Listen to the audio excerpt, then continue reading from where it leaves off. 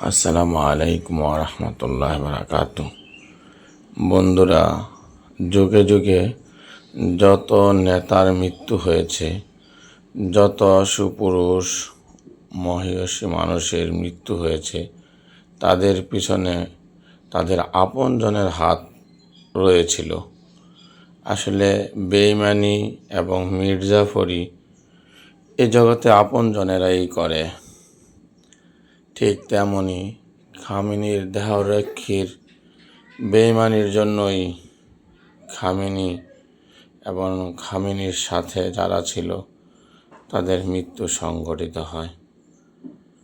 আল্লাহ তাআলা বেঈমানদের শাস্তি দুনিয়াতেও দেয় এবং পরকালেও দেয়।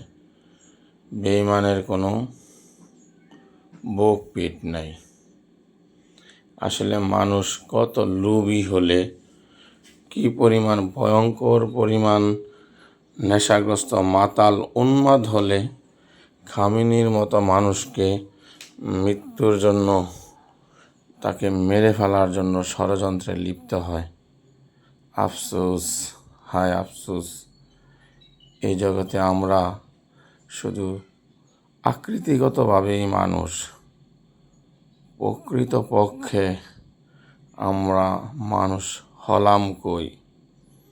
বিবেক বিকৃত হয়ে গিয়েছে, মস্তিষ্ক ভালোভাবে কাজ করে না, ভালো মন্দের প্রভেদ আমরা বুঝি না।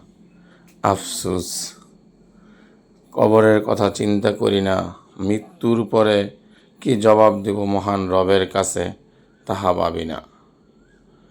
আল্লাহ তাআলা আমাদের সবাইকে সঠিক বুঝ দান করুক।